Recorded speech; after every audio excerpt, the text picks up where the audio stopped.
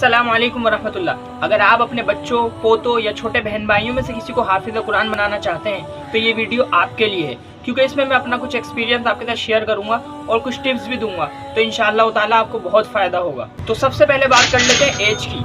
तो ये मेरी अपनी ज़ाती राय है कि अगर बच्चे को आप बहुत छोटी उम्र में यानी कि 3-4 साल की उम्र में हिफ्ज़ में डाल देते हैं, जिसमें सबसे पहले वो पढ़ेगा कायदा, उसके बाद पढ़ेगा नाजरा, जब नाजरा रवा हो जाएगा उसका हिफ्ज़ शुरू होगा, फिर हिफ्ज़ मुकम्मल होगा।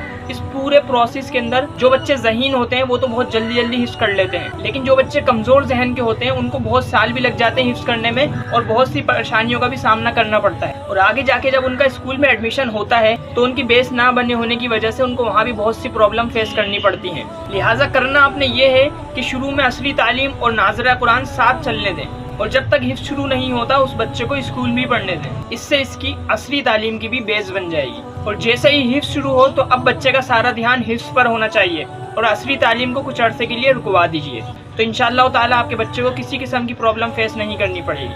टिप नंबर 2, बच्चे को फिल्में, गाने और मोबाइल के फजूल इस्तेमाल से दूर रखें, क्योंकि जिस तरह एक ही जगह पर रोशनी और अंधेरा जमा नहीं हो सकते, इसी तरह एक ही सीने में कुरान का नूर और जुल्मत का अंधेरा जमा नहीं हो सकते। टिप नंबर 3, बच्चे के लिए घर में एक वक्त मुकर्रर करें जिसमें बच्चा अपना सबक याद करे और पिछला सबक पक्का करे। टिप नंबर 4, वालिदैन घर में भी बच्चों को कुछ न कुछ टाइम दें और उससे सबक सुने, ताकि आपको भी पता चले कि आपका बच्चा कैसा चल रहा है। सारी जिम्मेदारी मदरसे और उस्ताद पर ही न डालें, बल्कि दिन में कुछ न कुछ हिस्सा बच्चे से ज़रूर सुनिए और उस्ताद से वक्तन फवक्तन बच्चे की खबर लेते रहें। टिप नंबर 5, अगर बिलफर्ज बच्चा हिफ्ज़ नहीं कर पा रहा और आपने बहुत कोशिश कर ली तो सबसे पहले आप उस्ताद से मशवरा करें, और हर कोशिश के बाद भी अगर बच्चा हिफ्ज़ नहीं कर पा रहा तो ज़ोर ज़बरदस्ती ना करें और हिफ्ज़ छुड़वा दें, क्योंकि हर शख्स हर काम के लिए नहीं बना। हो सकता है उसका जहन कमज़ोर हो और आप ज़ोर ज़बरदस्ती करते रहें तो फ़ायदा नहीं है, क्योंकि हिफ्ज़ करना फ़र्ज़ नहीं है। तो उम्मीद करता हूँ इंशाअल्लाह ताला इन बातों से आपको फ़ायदा ज़रूर होगा।